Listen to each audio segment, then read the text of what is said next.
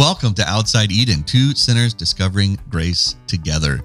And if this is your first episode listening to us, you might want to go back and listen to last week's because we're kind of introducing what we're doing. Judith and I have been married for 20 years, have 4 kids, been in ministry for about that amount of time as well.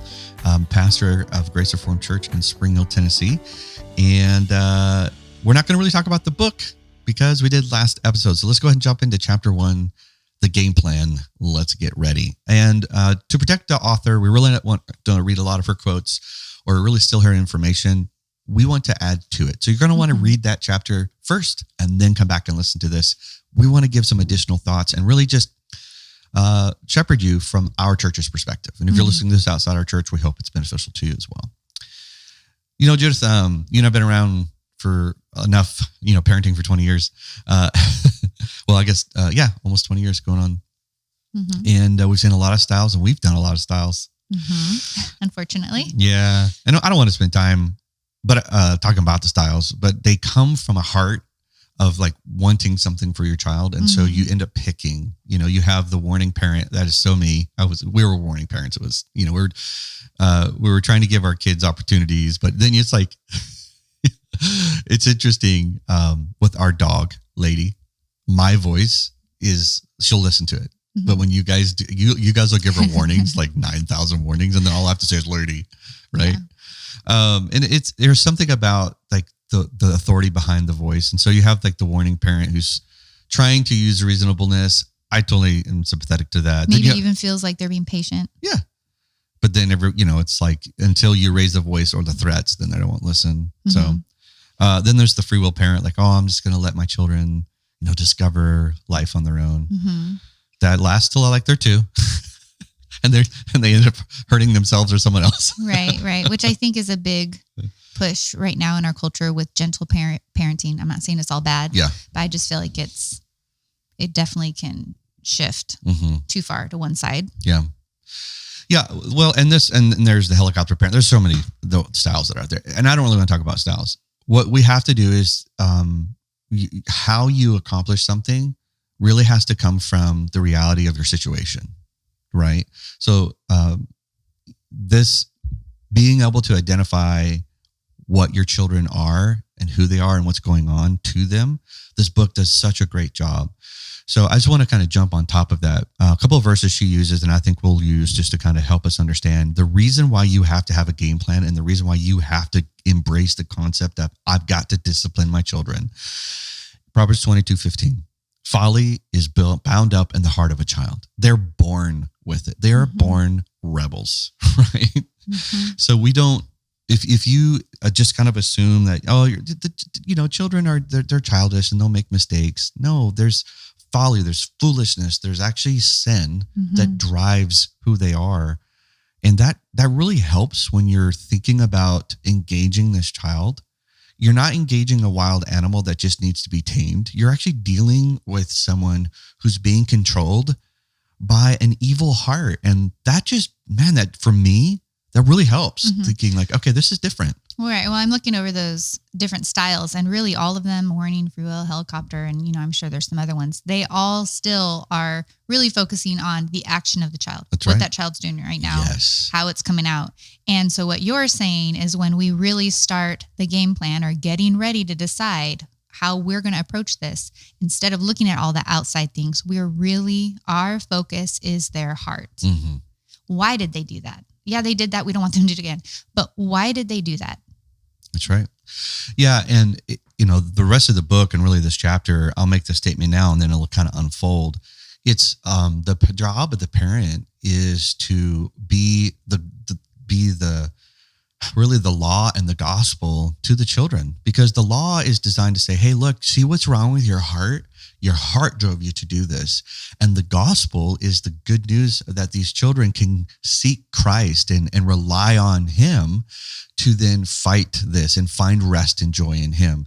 But if you don't hold that position, your parenting will be behavior modification instead of a heart change. And that's really what this game plan is about. Like, all right, we're going after the heart, not the actions. Right. Yeah.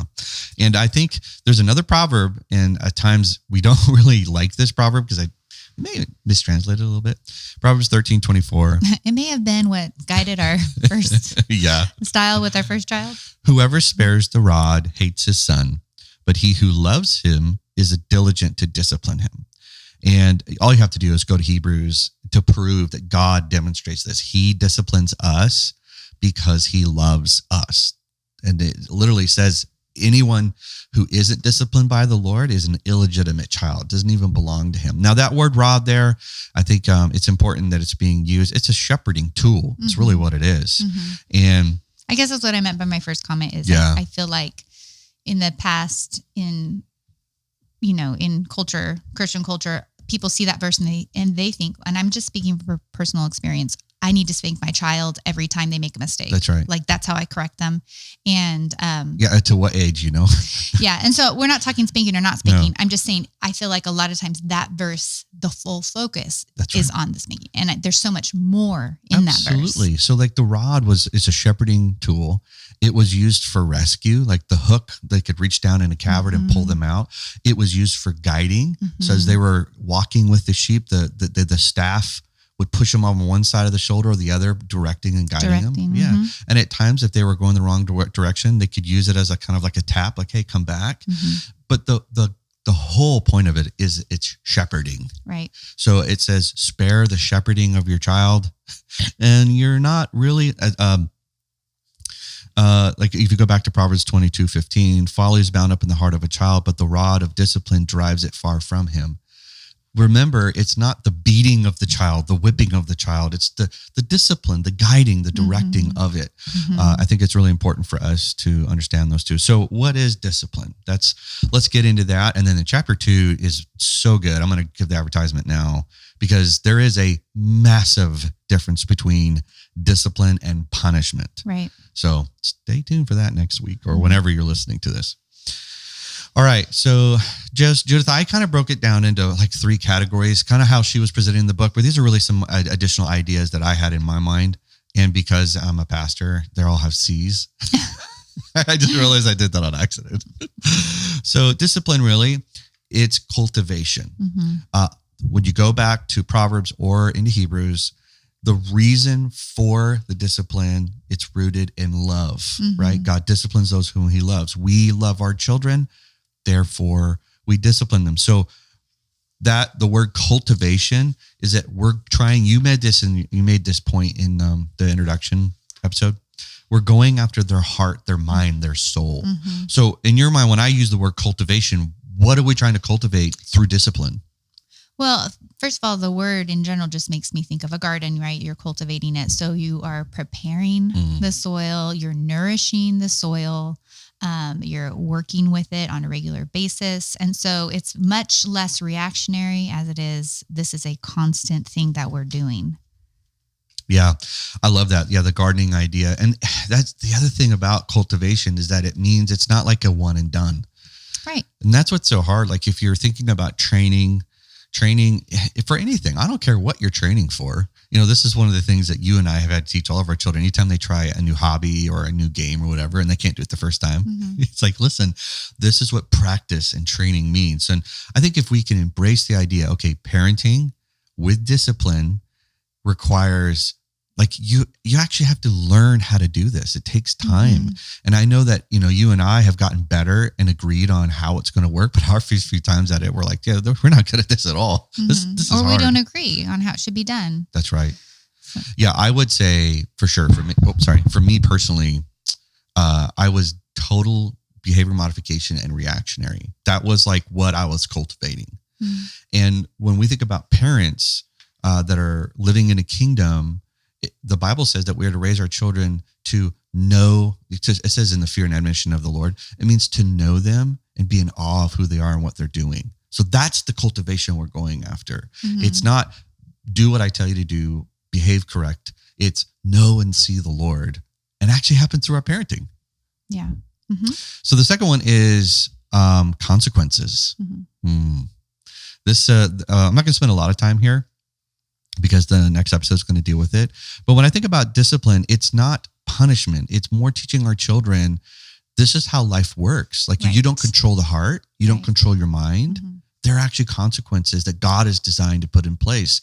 And we, the parents, are the ones who actually have to teach them this. I know you have some thoughts on this because we were talking about it beforehand. Yeah. Well, just in general, just the weightiness of understanding this, because like she says in the book, the world is a cruel teacher, right? So we have, we need to keep that in mind. We have an enemy who is waiting for an opportunity. I mean, if we're still thinking, like we talked about in the introduction, if we're thinking about this as two kingdoms, right? We really need to picture, like it says in 1 Peter 5:8, the devil prowls around like a roaring lion, seeking someone to devour. So on a spiritual level, like it is of utmost importance that we are teaching our children to observe things that they're doing and why, and even asking themselves, why am I doing this? But also just to learn to obey. It keeps them safe. I know it's so hard when you're a mom, especially depending on how you grew up. You might have some trauma or some bitterness that you fight with how your parents raised you. And so sometimes that can cause us, or if we're like in general peace seekers, we just want to keep the peace, that can cause us to really just want to kind of back up and be like, oh, it's not that bad, or, oh, this is just a stage, and sometimes that might be true, but for the most part, we need to really understand and weigh that how much are we really helping them by not teaching them there are boundaries in this world. And when they don't recognize those and obey them, they're in danger. That's right. And why is their heart wanting to go against those boundaries? Because it's always a moment of shepherding. So discipline, remember, cultivation. We provide consequences because we're trying to cultivate. Why did my heart want to go against this law, against this rule? Where did it come from? And the consequences are used as a means to show, hey, your heart's in resistance against the Lord. This is why even God has consequences, which is very different. There's a difference between a consequence and a punishment. So stay tuned. I know I'm advertising that, but you're really going to want to hear this in the next episode. So when I think of discipline, we're thinking about it's cultivation. Within that cultivation, we need to provide consequences so our children understand the reality of their heart and the actions and the results that it happens. And then lastly, this is so helpful for me. When we think about discipline from a biblical standpoint, it's constructive, right? What's the opposite of constructive? It's not reactive, right? You're premeditating, you're thinking ahead of time. How am I going to then take the disaster they created and construct it for the sake of their benefit, right? Because typically, Justin, wow. Well, I got a lot of J's. Hello, Theocast. Typically, Judith, parenting is done, you've inconvenienced me. Right. You have embarrassed me. You frustrated me, right? And then I'm reacting to that. That's the opposite of constructive. I love, I think Tripp, I think it was Paul Tripp made this comment where he said, every time your child disobeys is God giving you the opportunity to show and shepherd their heart towards him. Like we don't think about our child's disobedience as opportunities. I see them as inconvenience, embarrassing, and frustrating. Right. And like you said, so much of the time it's reactive. One part she put in the introduction is straining your ears to hear past the tantrums.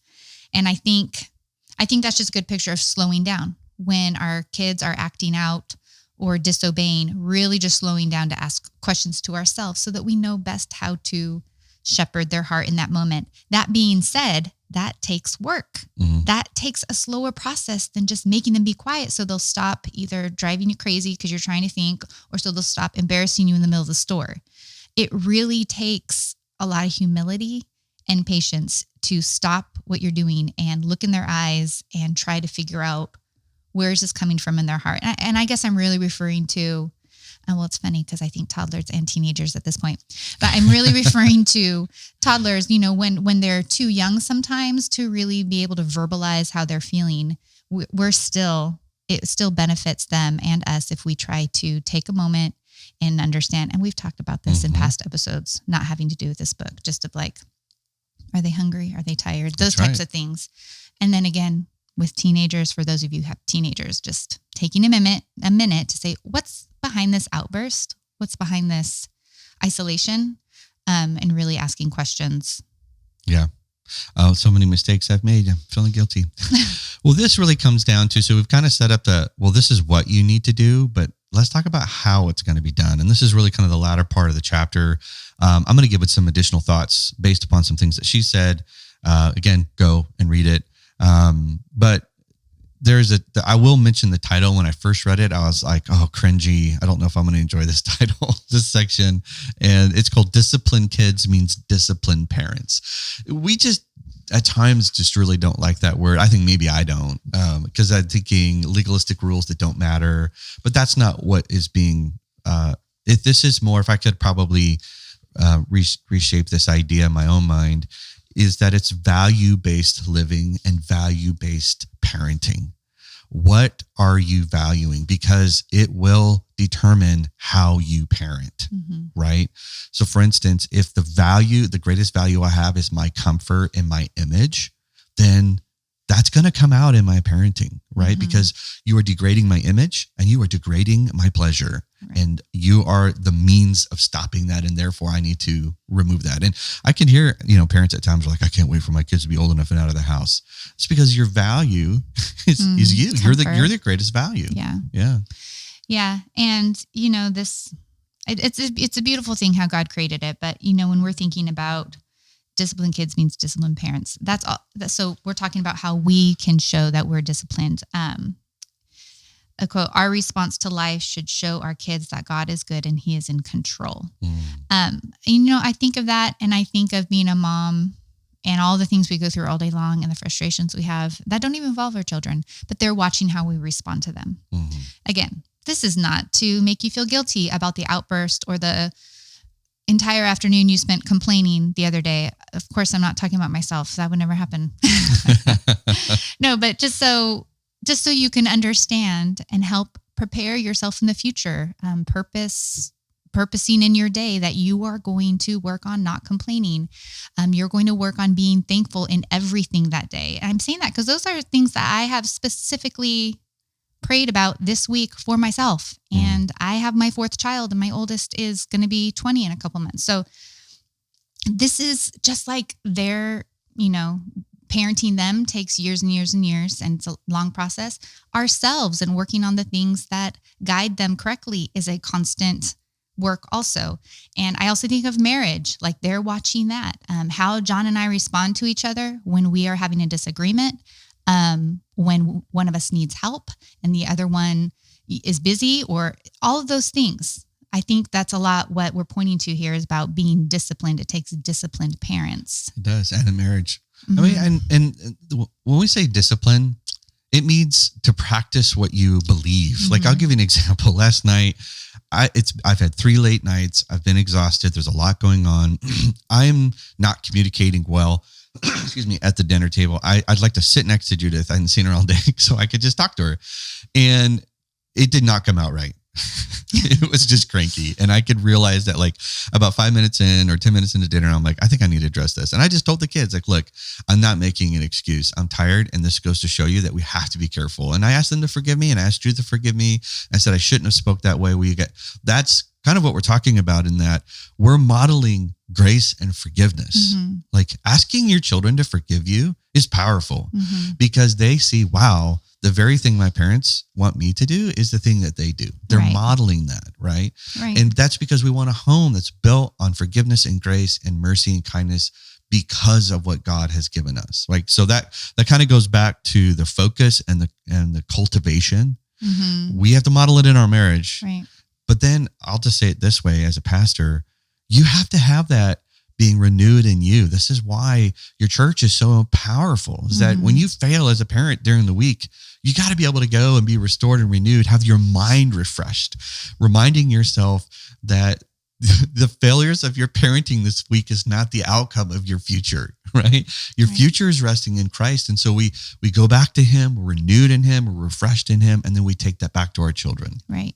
And especially for the moms who are in the throes of littles right now, or I'll even say moms like me who have several teenagers, because again, toddlers and teenagers, a lot of difference, but one thing is very similar. They have big, big feelings. And so sometimes that can feel very similar, especially if you're like me, where you take other people's emotions on.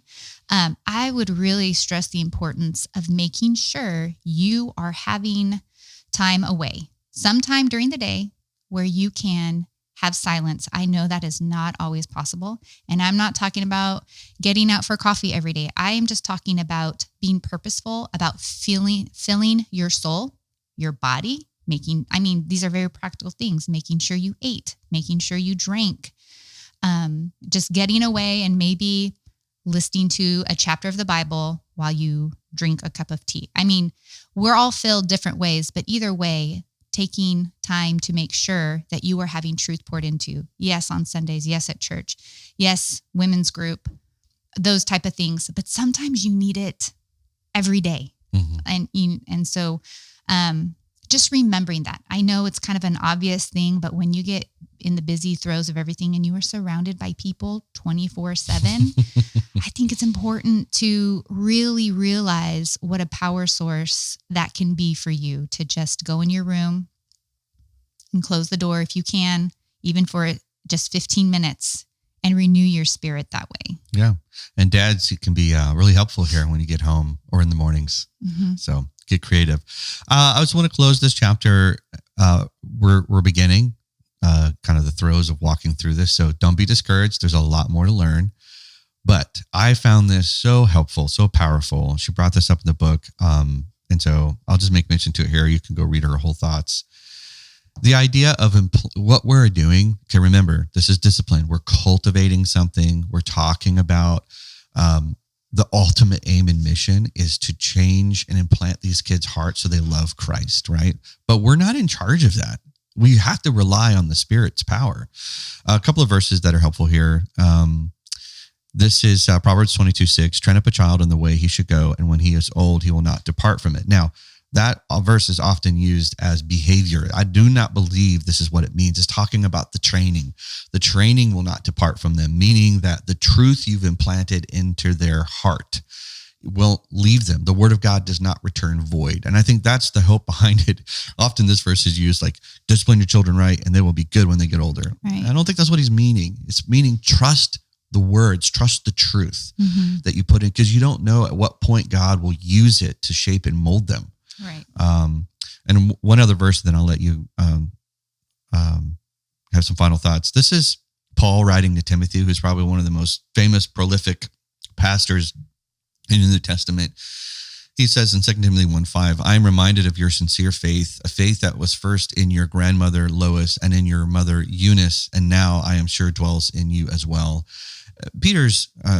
Paul is giving a wonderful compliment to the grandmother and the mother, saying they implanted God's truth into you, and it's evident because I can see it in you. And there's just a hope in that, saying there's a purpose behind what we're doing.